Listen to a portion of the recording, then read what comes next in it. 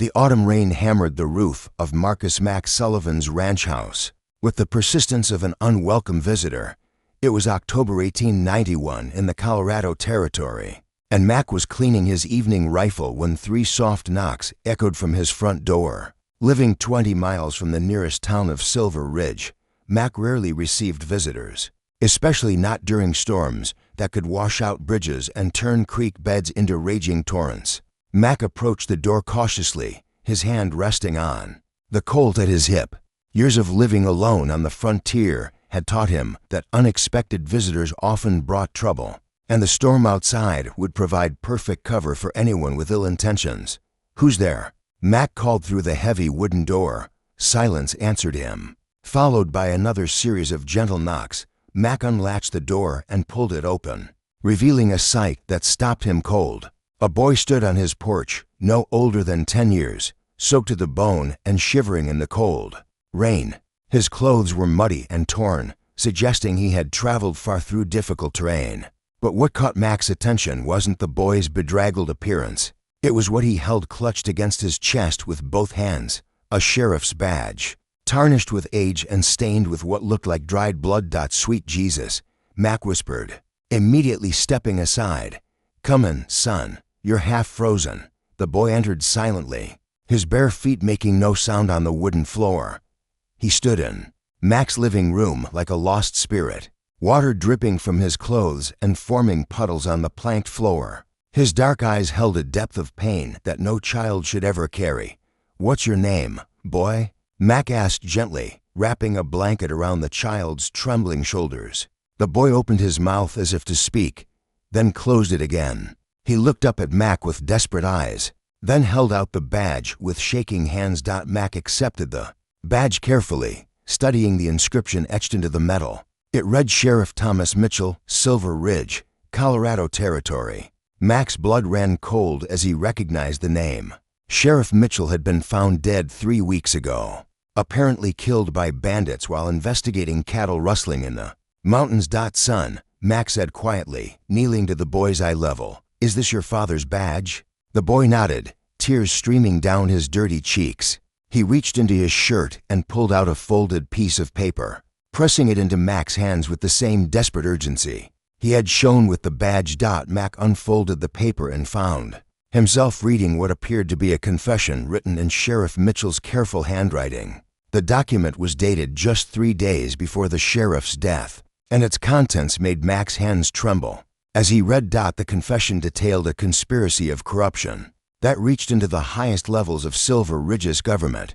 According to Sheriff Mitchell's account, Mayor Augustus Crane and Judge Harold Whitmore had been systematically stealing land from local ranchers and farmers through fraudulent legal proceedings. When property owners protested or refused to sell, they simply disappeared. Their deaths made to look like accidents or attributed to Indian raids. But the conspiracy went deeper than land theft. The confession revealed that Mayor Crane was also involved in a protection racket, demanding payments from local businesses in exchange for safety from a gang of outlaws that he secretly controlled. Those who refused to pay faced mysterious fires, theft, or worse. Most damning of all, Sheriff Mitchell's confession implicated Deputy Carson as the mayor's primary enforcer, a man who had murdered at least 6 people who posed threats to the conspiracy. Mac looked up from the letter to find the boy watching him intently, as if gauging his reaction to the revelations. "Son," Mac said carefully, "can you tell me what happened to your father?" The boy's mouth moved soundlessly, and Mac realized that trauma had stolen the child's voice. Instead of speaking, the boy pointed to himself, then to the confession, then made a gesture across his throat. Mac felt his blood turn to ice. "You saw them kill him?" The boy nodded, fresh tears spilling down his cheeks. He pointed towards Silver Ridge, then shook his head violently, indicating his fear of returning to town. Mac stood and walked to his window, staring out at the storm while his mind processed the implications of what he'd learned. Sheriff Mitchell had apparently discovered the conspiracy and was preparing to expose it. When he was murdered, his son had witnessed the killing and somehow managed to escape with the confession and his father's badge. But why had the boy come? To him, Mac had deliberately isolated himself from the politics and problems of Silver Ridge, preferring the solitude of ranch life to the complications of civilization. The boy tugged on Mac's sleeve and pointed to a line near the bottom of the confession. Mac read the passage aloud. "If something happens to me, Marcus Sullivan is the only man I trust to see justice done. He's a good man who fought for what was right during the war, and he'll understand why this matters." Mac felt the weight of responsibility settling on his shoulders like a lead blanket.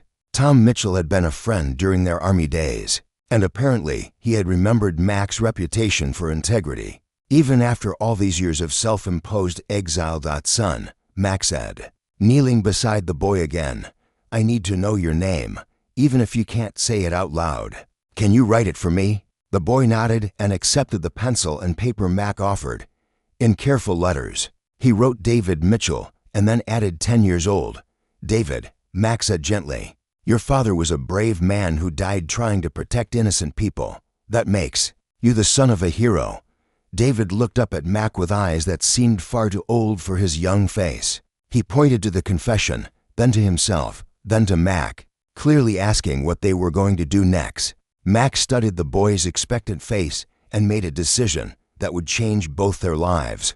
"Forever, David, your father trusted me to do the right thing. That means we're going to make sure the men who killed him face justice, no matter how dangerous it gets." Subscribe to our channel for more incredible Western stories that will keep you on the edge of your seat.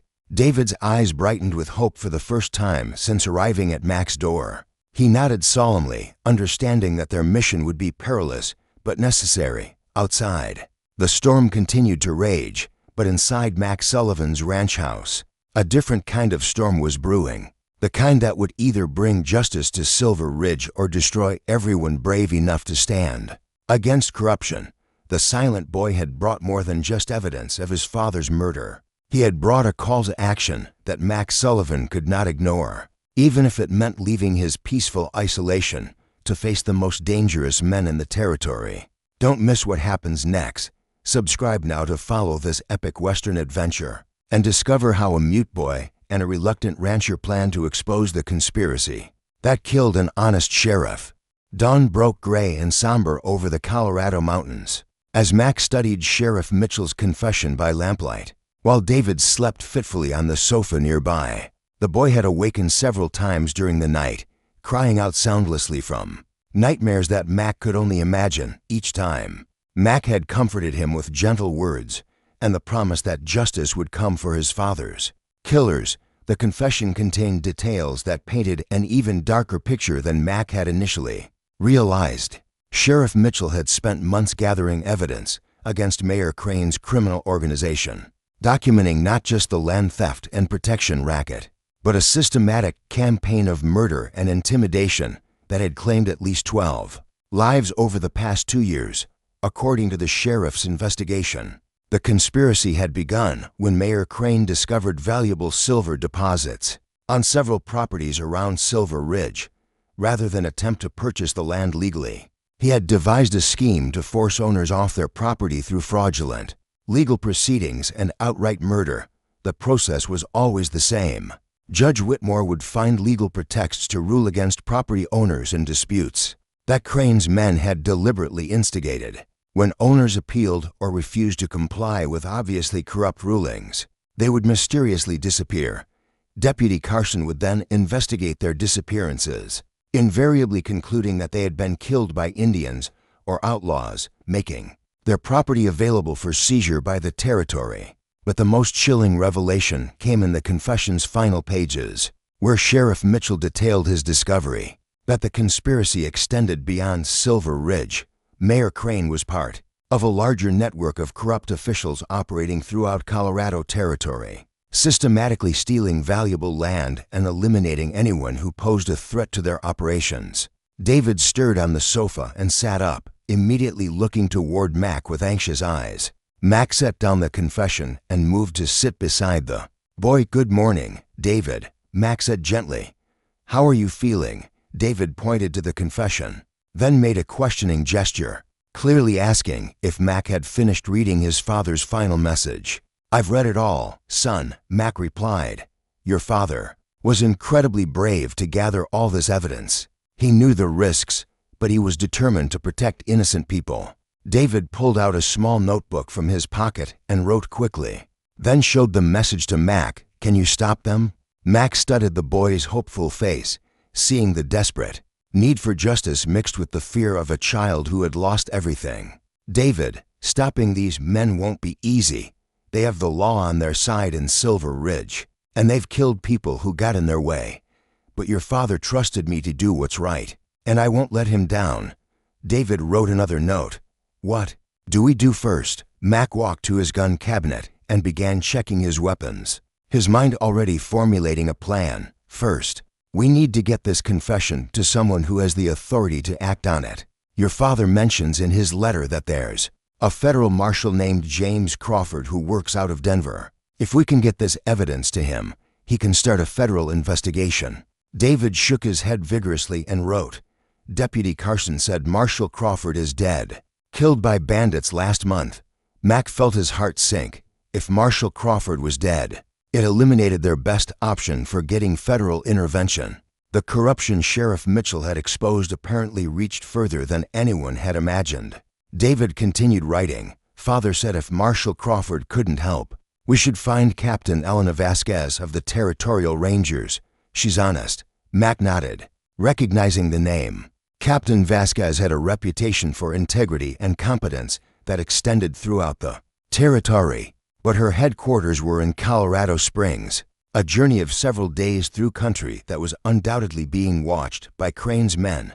David, Mac said, if we're going to reach Captain Vasquez, we'll need to be very careful. The men who killed your father will be looking for you, and they'll do anything to keep that confession from reaching the authorities.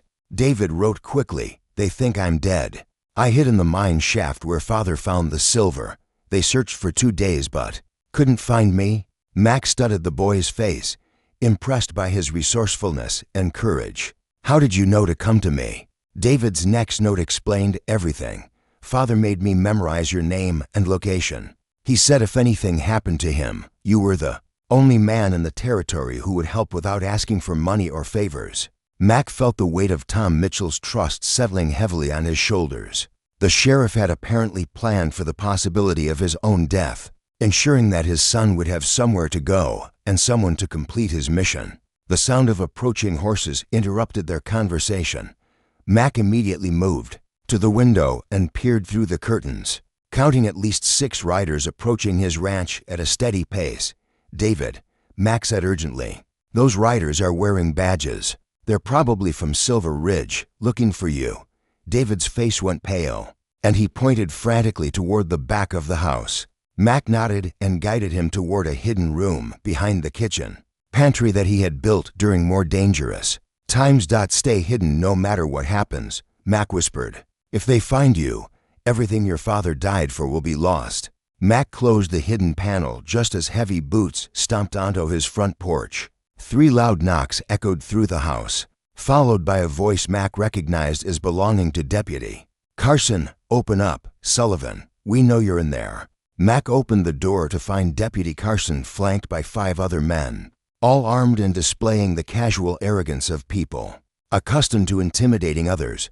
What can I do for you, Deputy? Mac asked, keeping his voice neutral. Carson stepped inside without invitation, his eyes scanning the room for any sign of David. We're looking for a boy about 10 years old. He ran away from town 3 days ago, and his family's worried sick about him. Mac met Carson's gaze steadily. Haven't seen any boys around here, Deputy. This isn't exactly a place children wander to. Carson walked through Mac's living room, obviously searching for clues. The boy's dangerous, Sullivan. He's been touched in the head since his father died, and he might hurt himself or others. If you see him, you need to contact us immediately. I'll keep that in mind, Mac replied, wondering how many people Carson had told similar lies to over the years. Don't miss the next chapter of this epic Western adventure. Subscribe to our channel to follow this dangerous mission and discover whether Mac and David can expose the conspiracy before Carson and his men silence them forever. After Carson and his men left, Mac helped David out of his hiding place. The boy's face was pale but determined, and he immediately began writing in his notebook. The note he showed Mac contained just 4 words: "We leave tonight." Mac nodded. Grimly, David was right. Staying at the ranch was no longer safe, and every hour they delayed gave Carson more time to organize a more thorough search. The journey to Colorado Springs would be dangerous, but it was their only chance to honor Sheriff Mitchell's sacrifice and bring justice to Silver Ridge.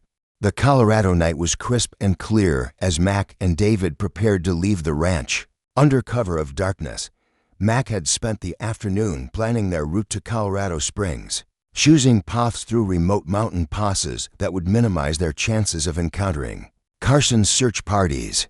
David sat at Mac's kitchen table, carefully copying his father's confession onto multiple pieces of paper.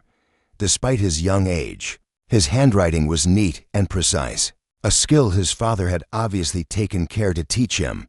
When he finished, he divided the copies between different pockets and hiding places, ensuring that even if one copy was discovered, others would survive. Mac loaded his saddlebags with supplies for the 3-day journey, checking his weapons and ammunition one final time. The Spencer rifle that had served him during the Civil War hung from his saddle, while his 2 Colt revolvers rested in their familiar positions on his gun belt. "Ready, son?" Mac asked as David finished his preparations. David nodded and wrote, "A quick note. Father would be proud." Mac felt his throat tighten with emotion. "He would be proud of you too, David. You're the bravest boy I've ever met." They led their horses out of the barn and began the treacherous journey. Through the mountain darkness, Mac had chosen a route that would take them through the old mining country where abandoned claims and forgotten trails would provide cover from pursuit. The first day of travel passed without incident, but as they made camp in a hidden canyon on the second evening, Mac spotted signal fires in the distance. Carson had obviously expanded his search and was using a network of watchers to cover the territory. David noticed Mac's concern and wrote, "How many men does Carson have?"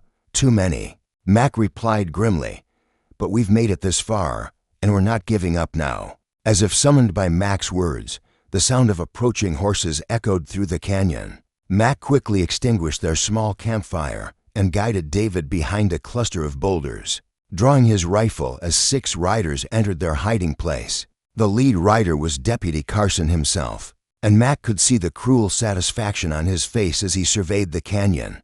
"I know you're here." "Sullivan," Carson called out, "and I know you have the boy with you. Make this easy on yourself and hand him over. The kid's got something that belongs to his father, and we aim to get it back." Mac remained silent, knowing that any response would give away their position. Beside him, David trembled with fear, but remained perfectly quiet, understanding that their lives depended on staying hidden. Carson dismounted and began searching the canyon systematically, his men spreading out to cover every possible hiding place. When he passed within 10 feet of their position, Mac could see the badge glinting on his chest, the same badge that should have represented justice and protection, but had become a symbol of corruption and murder. The search continued for what felt like hours, but was probably only minutes. Finally, Carson mounted his horse again, his frustration evident in every gesture. "We'll find you, Sullivan," he called out, "and when we do, you'll wish you'd minded your own business." After the search party left, Mac and David waited another hour before emerging from their hiding place. They traveled through the rest of the night, pushing their horses hard to reach Colorado Springs before Carson could organize a larger pursuit. Dawn found them on the outskirts of the territorial capital, exhausted but alive. The headquarters of the Territorial Rangers was located in a sturdy stone building near the center of town, and Mac could see the flag of Colorado Territory flying proudly above its entrance. Captain Elena Vasquez proved to be everything Sheriff Mitchell had claimed. She was a woman of perhaps 40 years, with the bearing of someone accustomed to command and the sharp eyes of an experienced lawman. When Mac presented Sheriff Mitchell's confession and explained their circumstances, she listened intently without interruption. David, despite his inability to speak, proved to be an eloquent witness through his written testimony. He drew detailed maps of the locations mentioned in his father's confession, and provided additional information about the conspiracy that even his father hadn't known. Captain Vasquez studied the evidence for a long time before speaking. "Gentlemen," she said finally, "what you've brought me is enough to justify a full federal investigation. I'll be organizing a task force to move against Silver Ridge within the week." Mac felt a surge of relief, but David was already writing another note. "What about the other people in danger?" Captain Vasquez read the note and nodded approvingly. "You're right to be concerned, son. We'll be moving quickly to arrest Mayor Crane and his associates before they can harm anyone else or destroy evidence." The operation that followed was swift and decisive. Captain Vasquez's Rangers, supported by federal marshals, descended on Silver Ridge like an avenging army. Mayor Crane, Judge Whitmore, and Deputy Carson were arrested along with 12 other members of their conspiracy. The trials that followed exposed the full extent of the corruption, leading to convictions that sent shockwaves throughout Colorado Territory. The evidence provided by Sheriff Mitchell's confession and David's testimony proved unshakable, despite attempts by expensive lawyers to discredit both. Subscribe now to our channel for more epic Western stories that celebrate the triumph of good over evil. David's voice never fully returned, but he learned to communicate effectively through writing and sign language. Mac officially adopted him, providing the stable home and loving family that the boy needed to heal from his traumatic experiences. Years later, David Mitchell Sullivan became a renowned journalist, using his writing skills to expose corruption and injustice wherever he found it. His first published article was about his father's sacrifice and the importance of ordinary citizens standing up to corruption, no matter how powerful or entrenched it might be. Mac returned to his ranch, but never again lived in complete isolation. His home became a refuge for people seeking justice, and his reputation for integrity attracted visitors from throughout the territory who needed help fighting corruption and oppression. The badge that David had carried through the storm was cleaned and polished, then mounted in a place of honor in their home. It served as a reminder that true law enforcement meant protecting the innocent and pursuing justice regardless of personal cost. Sheriff Thomas Mitchell's sacrifice was honored not just with the conviction of his killers, but with reforms that strengthened law enforcement throughout Colorado Territory. His son's courage in carrying the truth through danger ensured that his father's final mission was completed. This Western story reminds us that heroes come in all ages, that justice sometimes depends on the courage of children, and that the truth will always find a way to survive, no matter how powerful the forces arrayed against it.